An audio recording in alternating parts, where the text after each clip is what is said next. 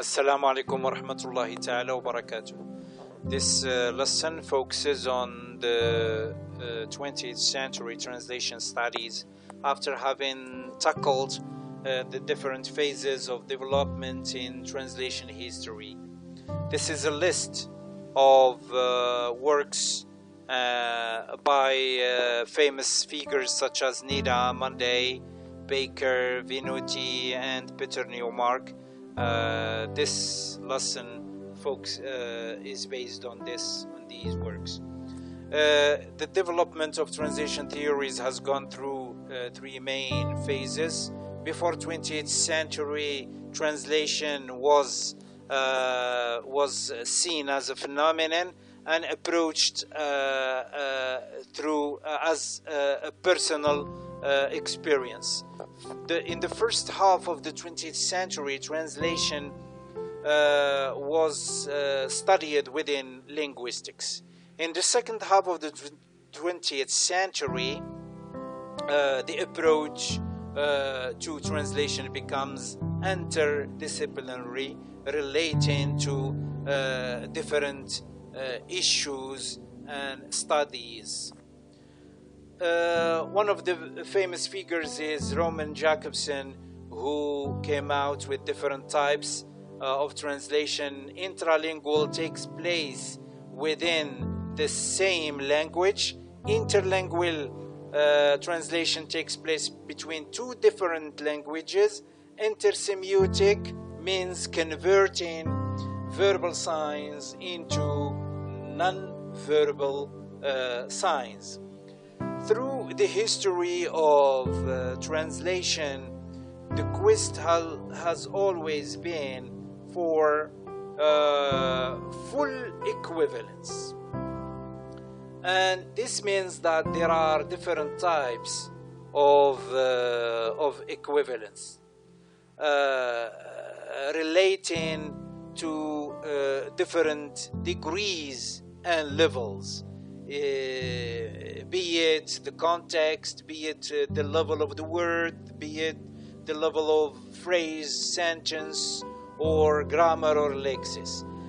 So, taking into account these differences between languages, adjustment is needed, and to apply this adjustment, we need translation procedures.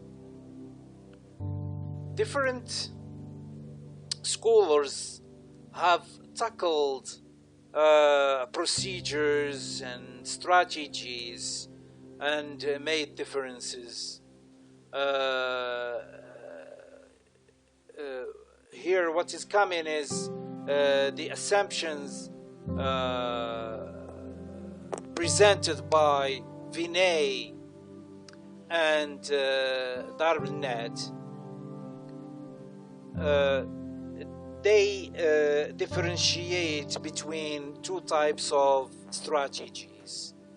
Direct strategy, which takes place between two languages of the same family and who have correspondence in vocabulary and structure and grammar. And for this, or to translate between these two languages, we need procedures such as borrowing, calque, literal, and transposition at the level of the word, at the level of the phrase, at the level of the sentence. The next type of strategy is oblique strategy, which calls for restructuring between two different languages in terms of vocabulary and structure and grammar. And to achieve this, we need procedures such as modulation, equivalence, and adaptation. Concerning procedures for Vinay and Darwin-Net, borrowing means conserving the flavor of the source language culture. For example, keeping dollars and party in French target text. Concerning calque, it means borrowing the expression and translate it word for word. For example, point of view, it becomes point de vue. The next is literal, which means direct transfer of the source language text and respecting the grammatical and idioms of the target language text between the two languages of the same family. Where are you becomes with vous, which is correct translation. Transposition means replacing one word class or category with another without changing the meaning. For example, après qu'il sera revenu becomes after his return. Verb is replaced by noun. Now we go to procedures that concern the oblique strategy of translation, and we start with modulation. It means change in the point of view. For example, it's not difficult to show becomes elle est difficile de démontrer. So from negative into positive, or from passive voice into active voice. Equivalence, this is the quest for equivalence. So it means looking for a corresponding word or expression in another language, used in the same situation with different stylistic and structural methods. And the example is idioms. Which we should look. For example, it's raining cats and dogs. In French, it is il pleut à seau, which is used in the same situation and it has the same meaning. Adaptation. Here it is. So here the translator creates a new situation to refer to a foreign situation in the source language.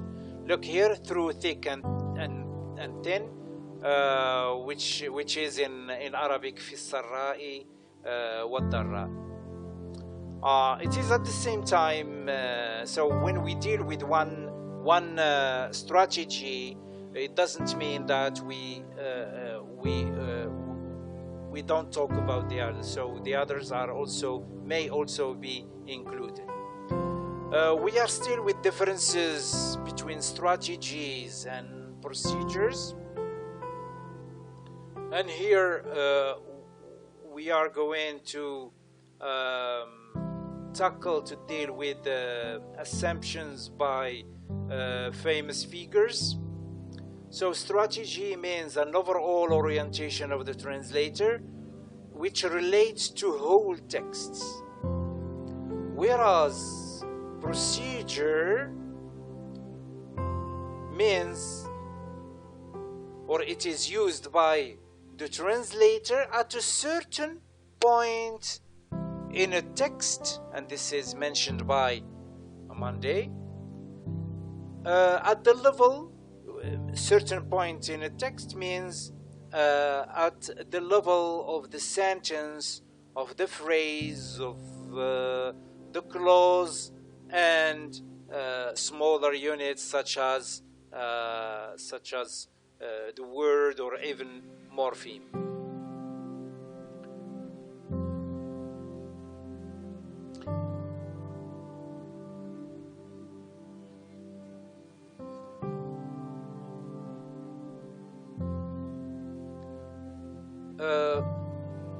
We are still dealing with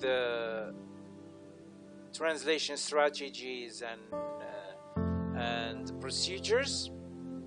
For Peter Newman, word word for word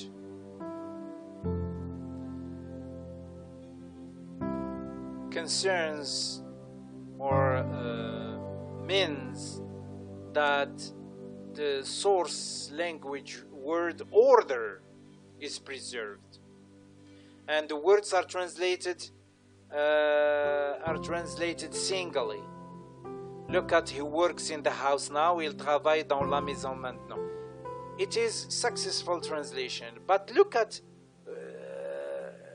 Book of Me, for example. It is the translation of Kitabi, and it becomes also Livre de Moi.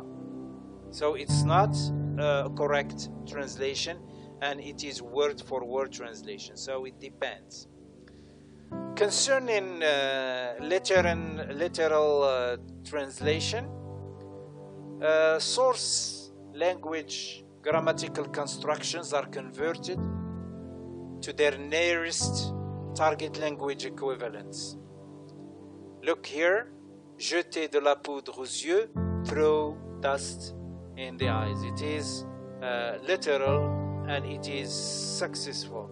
But if you use ذر الرماد في العيون and you put throw ashes in the eyes, it becomes false translation because it is translated literally in a bad way. Faithful translation, it means to produce the precise contextual meaning of the original within the constraints of the target grammar. So here we respect the target language, we respect the target. So look at the example, the African child. It is a book entitled L'Enfant Noir, and it is translated twice, the African child and the black child, in another translation. So the correct one is the African because it is faithful to the original meaning and context. Black, it has bad connotations. Semantic, which is faithful, plus more consideration of the aesthetic value and rhetoric of the source language text. Adaptation, it is called the freest form of translation. It means the source language culture is converted to the target language culture, and the text is rewritten. So here the translator enjoys more freedom in translation. Free translation, so all these types, okay, there is quite small difference between them. It means producing the target language text without the style, form, or content of the original. So here also there is more freedom.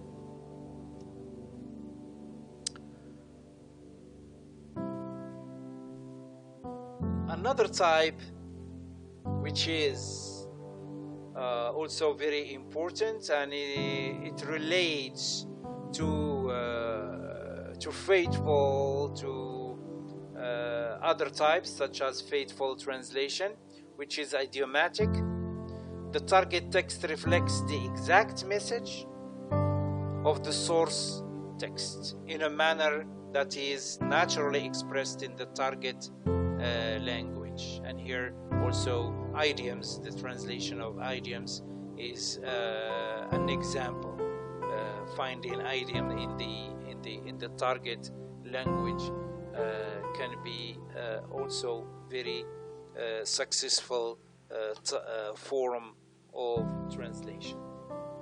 Communicative translation, all the time here As I said, that the differences is very minute between these types of translation. Here, reproducing the exact contextual meaning of the original.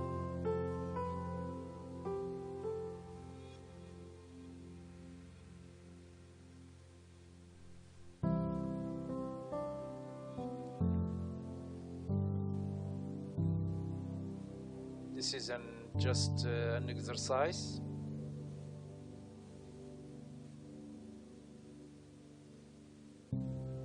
More examples.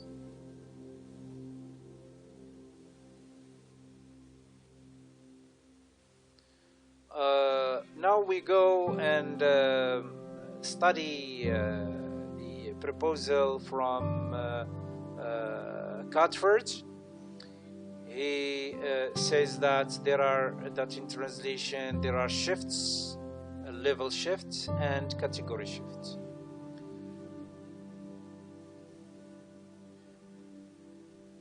All the time, so the question of equivalence in all these types. OJ Nida differentiates between formal equivalence and dynamic equivalence, which concerns meaning. Kohler makes also differences between different types of equivalence: denotative, connotative, text normative, pragmatic, formal equivalence. Rice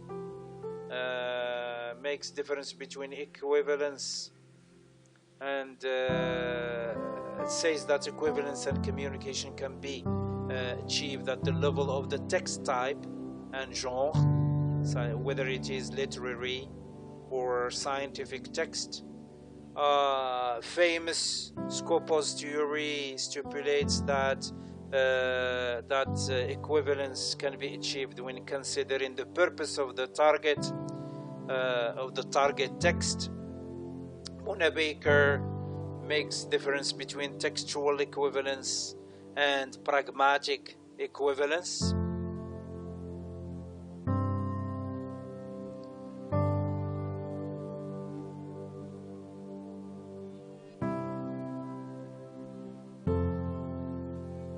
And here Vinotti Lawrence prefers foreignization, which preserves source text language and culture in contrast with domestication. Thank you.